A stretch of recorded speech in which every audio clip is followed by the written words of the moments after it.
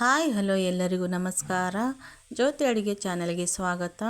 ನಾನು ಚೆನ್ನಾಗಿದ್ದೇನೆ, ನೀವು ಚೆನ್ನಾಗಿದ್ದೀರಾ ಎಂಬುದಾಗಿ ಭಾವಿಸ್ತಾ ಇದ್ದೀನಿ. ಇವತ್ತು ನಾನು ಬಿಸಿ ಬಿಸಿ ಪಕೋಡ ಮಾಡುವುದು ಹೇಗೆ ಎಂಬುದನ್ನು ತೋರಿಸ್ತಾ ಇದ್ದೀನಿ. ಇದು ಸಂಜೆ ಹೊತ್ತು ಟೀ ಕಾಫಿ ಜೊತೆಗೆ ತಿನ್ನುವಂತಹ ರೆಸಿಪಿ ಆಗಿದೆ. ಅತಿ ಬೇಗನೆ ಮಾಡಿಕೊಡ್ಬೋದು.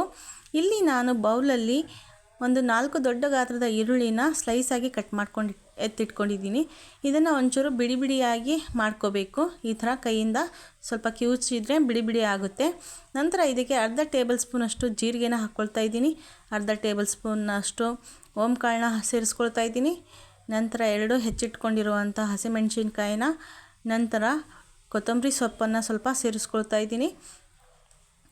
ಈಗ ನಾನು ಇದಕ್ಕೆ ಒಂದು 200 ಗ್ರಾಮ್ ಆಗುವಷ್ಟು ಹಸಿ ಕಡಲೆ ಹಿಟ್ಟನ್ನು ಸೇರಿಸ್ಕೊಂಡು ಅದಕ್ಕೆ ಸ್ವಲ್ಪ ರುಚಿಗೆ ತಕ್ಕಷ್ಟು ಉಪ್ಪು ಮತ್ತು ಒಂದು ಚಿಟಿಕೆಯಷ್ಟು ಬೇಕಿಂಗ್ ಸೋಡಾನ ಹಾಕ್ಕೊಂಡು ಈ ಥರ ಕಲಿಸ್ಕೋಬೇಕು ಸ್ವಲ್ಪ. ನಂತರ ಸ್ವಲ್ಪ ಎಣ್ಣೆ ನೀರು ಹಾಕಿ ಸ್ವಲ್ಪನೇ ನೀರು ಹಾಕಿ ಈ ಥರ ನಾವು ಕಲಿಸ್ಕೋಬೇಕು. ಅದು ತುಂಬ ತೆಳ್ಳಗಾದರೆ ಸರಿ ಆಗಲ್ಲ ಪಕೋಡ. ಹಾಗಾಗಿ ಸ್ವಲ್ಪನೇ ನೀರು ಹಾಕಿ ಈ ಥರ ನಾವು ಕಲಿಸ್ಕೋಬೇಕು. ಸ್ವಲ್ಪ ಇದಕ್ಕೆ ನಾವು ಬಿಸಿ ಎಣ್ಣೆನ ಹಾಕ್ಕೋಬೇಕು.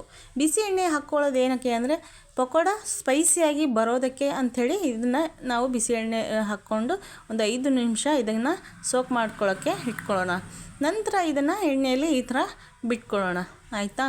ಎಷ್ಟು ಚೆನ್ನಾಗಿ ಎಷ್ಟು ಚಿಕ್ಕದಾಗಿ ನಾವು ಬಿಟ್ಕೊಳ್ತೀವಿ ಅಷ್ಟು ಸ್ಪೈಸಿಯಾಗಿ ಪಕೋಡ ನಮಗೆ ಬರುತ್ತೆ. ಓಕೆನಾ?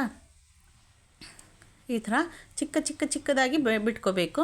ತುಂಬ ದೊಡ್ಡದಾಗಿ ಬಿಟ್ಕೊಂಡ್ರೆ ಒಳಗಡೆ ಹಿಟ್ಟು ಹಾಗೆ ಇರುತ್ತೆ. ಹಾಗಾಗಿ ನಮಗೆ ಸ್ಪೈಸಿ ಅಂತ ಪಕೋಡ ಅಂತ ಅನಿಸೋದಿಲ್ಲ, ಅದು ಈರುಳ್ಳಿ ಬಜ್ಜಿ ಅಂತ ಅನಿಸ್ಬಿಡುತ್ತೆ.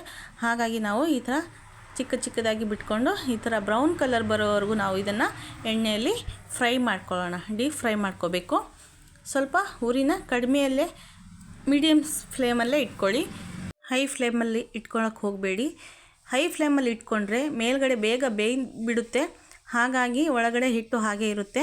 ಆದ ಕಾರಣ ಮೀಡಿಯಮ್ ಫ್ಲೇಮಲ್ಲಿ ಇಟ್ಕೊಂಡು ಬೇಯಿಸ್ಕೊಳ್ಳಿ. ನೋಡಿ ಎಷ್ಟು ಚೆನ್ನಾಗಿ ಬಂದಿದೆ ಅಂತ.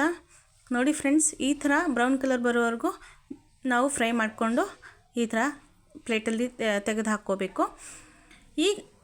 ಈ ವಿಡಿಯೋ ಯಾರಿಗೆಲ್ಲ ಇಷ್ಟ ಆಗಿದೆಯೋ ದಯವಿಟ್ಟು ಎಲ್ಲರೂ ಲೈಕ್ ಮಾಡಿ, ಕಮೆಂಟ್ ಮಾಡಿ, ಶೇರ್ ಮಾಡಿ.